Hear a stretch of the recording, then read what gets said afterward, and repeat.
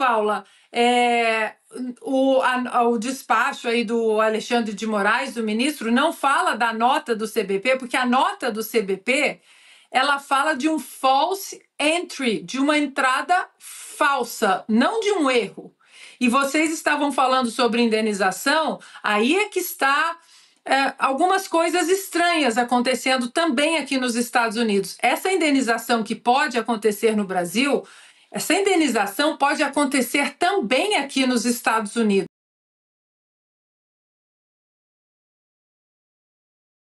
Alexandre de Moraes determinou que a Polícia Federal explique em 5 dias uma contradição na investigação sobre o ex-assessor de Jair Bolsonaro, Felipe Martins. Segundo a Polícia Federal, Martins teria viajado aos Estados Unidos no dia 30 de dezembro de 2022 a bordo da aeronave presidencial. Mas o Serviço de Alfândega e Proteção de Fronteiras dos Estados Unidos negou essa informação e afirmou não haver registro de entrada dele no país. A suspeita faz parte da ação penal que investiga a suposta trama do golpe, que envolve outros aliados do ex-presidente. A defesa de Martins diz que ele nunca deixou o Brasil e que a Polícia Federal errou ao incluir dados falsos na investigação. O julgamento do caso foi marcado pela primeira turma do STF para os dias 9, 10, 16 e 17 de dezembro. Deixa eu ouvir a Ana, que conhece esse caso melhor que todos nós, está bastante envolvida. Ana, eu estava lendo, inclusive, uma outra reportagem mais cedo. O Moraes quer que a Polícia Federal explique, porque você já explicou aqui várias vezes esse caminho. A Polícia Federal usou o site do governo americano, que é um site usado para mera consulta de histórico de viagem. E lá, inclusive, tem a informação do Travel History, dizendo que se precisar para informações oficiais, é preciso consultar diretamente o controle de fronteiras. É isso que diz o site, né, Ana? O I-94. Exatamente. Isso não foi feito. Esse caminho não foi feito. Não foi feito. A reportagem do Guilherme Amado, ela foi baseada no Travel History, ou seja, o histórico de viagem, que é um documento que você entra ali online, você muda, não tem valor legal absolutamente nenhum, porque o Travel History, ele não confirma que aquela pessoa entrou no país. Isso só é confirmado através do I-94, porque o I-94, ele só é gerado no porto de entrada, quando a pessoa passa pela alfândega, seja pela alfândega normal, cidadãos comuns, ou diplomatas que recebem ali os passaportes, eles vão para uma salinha e a pessoa encarregada passa os passaportes dos diplomatas também ali. O I-94 só acontece quando as pessoas pisam em solo americano. E a reportagem do Guilherme Amado foi baseada num Travel History, que não tem valor legal absolutamente nenhum. O problema disso tudo é que a suposta viagem do Felipe Martins, que teria acontecido em dezembro de 2022, ela só apareceu no sistema de imigração em abril de 2024. Então, mesmo se houvesse um manifesto de voo, alguém que colocou uma lista errada e mandou a lista para o governo americano, quando essa lista chega na alfândega, a pessoa que confere fala: onde aqui na sua lista, governo brasileiro, tem Felipe Martins. Cadê o passaporte do Felipe Martins e cadê o Felipe Martins? A pessoa vai falar: o Felipe Martins não está nesse voo. Então, o I-94 não aparece, não acontece, porque o Felipe Martins não pisou no porto de entrada. Esse I-94 só aparece no sistema em abril de 2024. Lembrando que o Felipe foi preso dia 8 de fevereiro de 2024, baseado, prisão mantida num Travel History que estava na matéria do Guilherme Amado. Então, Paula, o despacho aí do Alexandre de Moraes, do ministro, não fala da nota do CBP, porque a nota do CBP ela fala de um false entry, de uma entrada falsa, não de um erro. E vocês estavam falando sobre indenização, aí é que está algumas coisas estranhas acontecendo também aqui nos Estados Unidos. Essa indenização que pode acontecer no Brasil, essa indenização pode acontecer também aqui nos Estados Unidos. O Felipe Martins pode sim pedir uma indenização bem grande ao governo dos Estados Unidos, já que o CBP está sob a administração do DHS, que é o Departamento de Homeland Security, de Segurança das Fronteiras.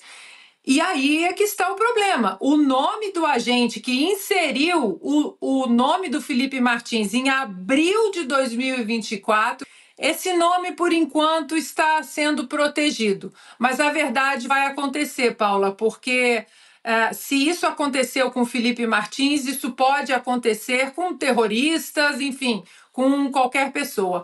O erro de processamento, um suposto erro de processamento, isso já foi descartado, é uma hipótese que foi muito investigada e foi completamente descartada exatamente por isso.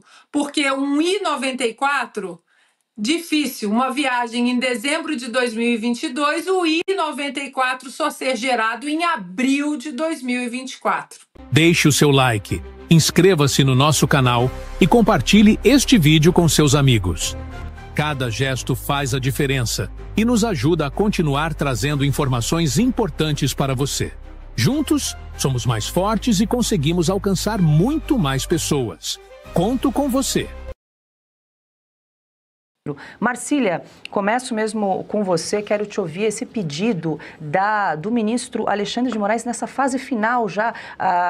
O Ministério Público apresentou alegações finais, todos os advogados, já está marcado inclusive a data do julgamento, agora ele volta para uma questão ali para averiguar provas, uma prova que, aliás, é crucial no caso do Felipe Martins, pedindo que a Polícia Federal explique esse acesso a um site do governo americano que tinha mostrado a entrada de Felipe Martins nos Estados Unidos. Pois é, Paula, se o ministro Moraes tinha alguma dúvida, me parece que ele deveria ter tirado essa dúvida antes de prender o Felipe Martins. O Felipe Martins está preso, salvo engano, desde 2022, né? Em razão de uma viagem que ele não fez. E agora a gente tem um documento oficial da alfândega dos Estados Unidos dizendo que ele não entrou no país. O que precisa ser consultado à Polícia Federal?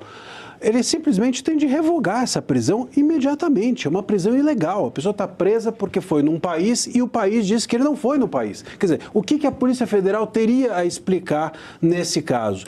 E, curiosamente, quando ele prendeu o Felipe Martins, ele não consultou ninguém. Ele simplesmente se baseou numa notícia que estava errada de um veículo de comunicação e prendeu. Simplesmente bastou isso. Agora, quando o fato se torna espinhoso, aí ele precisa sair consultando todo mundo. Ele vai consultar todo mundo antes de prender e não depois de tanto tempo que prendeu e passa a ter ele agora a suspeita de que pode ter se equivocado ou algo do gênero. Então, outra, esse dado, né, essa publicação feita pela alfândega é um documento oficial, portanto público e notório. Um juiz, quando tem um documento público e notório, ele não precisa consultar ninguém, ele simplesmente, esse fato é dele, está introjetado nele e ele deve tomar uma providência a partir do momento que tem ciência desse fato. Então, o que o Moraes devia fazer é revogar a prisão do Martins. Me parece, no entanto, que o que ele quer fazer é dar uma satisfação à opinião pública de que ele não está inerte diante do burburinho ou, enfim, do clamor público que se tornou a notícia de que o Felipe Martins, a notícia oficial dada pelos Estados Unidos de que o Felipe Martins não entrou lá. Me parece, portanto, muito mais uma demonstração de preocupação com a opinião pública do que com o Felipe Martins ou do que com essa prisão ilegal. Transferir a responsabilidade para a Polícia Federal, dizendo que foram eles que enviaram o documento falso. Ele vai prender a polícia. É isso. E se descobrir que o documento era falso, a polícia não conseguir justificar isso, o que acontece, Tomás? Pois é. Aí, como é que é? Mais devagar, Carlos. Se não conseguir justificar aquilo que a Polícia Federal alegou no começo, ou que aquela matéria mentirosa, vamos usar o termo técnico, mentirosa do Metrópolis, dizia, né, que Martins teria viajado aos Estados Unidos. Se a Polícia Federal, em 5 dias, não conseguir comprovar tudo isso, o que acontece, doutor Marcelo? Pois é, o que acontece, em primeiro lugar, é o que já devia ter acontecido. Ele devia revogar essa prisão de imediato, não é? Porque a prisão está baseada num documento falso. Ou, aliás, nem num documento, numa notícia que é falsa. Bom, muito bem, a partir daí essas autoridades todas deveriam ser investigadas. Por que a Polícia Federal não fez o seu trabalho adequadamente no momento certo? Por que um juiz se baseou em um documento que nem era documento, era uma notícia de jornal e não foi atrás de outros subsídios? Você não pode tirar a liberdade de alguém simplesmente porque saiu uma notícia no jornal de que a pessoa teria feito isso ou aquilo. Você é um juiz, você está comprometendo a liberdade de alguém. Então, essas autoridades todas deveriam ser responsabilizadas. Manter preso em cárcere privado, é do Moraes. É do Moraes, ele resolve, manda prender, pega a Polícia Federal que serve ao Supremo e a polícia vai, prova o que não aconteceu. Prova que aconteceu, o que não houve. E vida que segue. Esses policiais aí que deveriam usar tornozeleira, porque os caras não conseguiram nem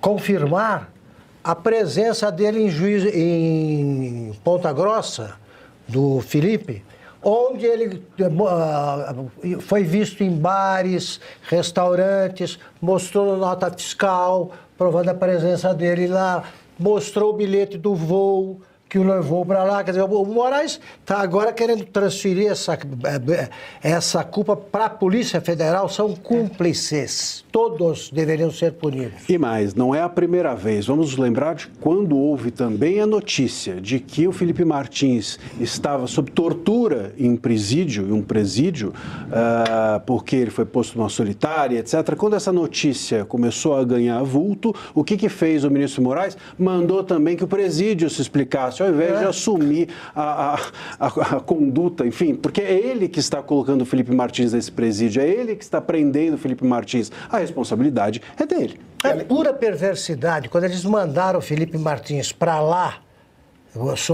foi solto com restrições, ele chega à delegacia, aí o delegado diz que ele vai continuar preso porque não tinha tornozeleira eletrônica, não tinha providenciado. Então isso aí são requintes de perversidade. Tá? É por isso que devia estar preso quem fez. Policiais federais e o próprio juiz. Expulsos da corporação imediatamente. Né? E além, só para terminar uma coisa, além da questão criminal, tem uma questão civil também. Ou seja, Felipe Martins deveria pedir uma indenização ao Estado brasileiro gigantesca por tudo aquilo que ele passou e também contra o Guilherme Amado e contra o Metrópolis, que até hoje não se retrataram dessa informação falsa publicada. Então tudo aquilo que ele está passando, tudo isso começou por uma notícia falsa, né? Cauti, e você sabe que a responsabilidade no Brasil, em tese, quando há um erro desse, é do Estado, né? Não é do juiz. Só que o Estado pode, em uma ação de regresso, responsabilizar o agente público que cometeu erro grosseiro. Se isso não é um erro grosseiro, eu fico aqui muito temeroso do que seria. Você precisa assistir o melhor canal de notícias do Brasil, ao vivo, todos os dias, no YouTube. Clique aqui e se inscreva.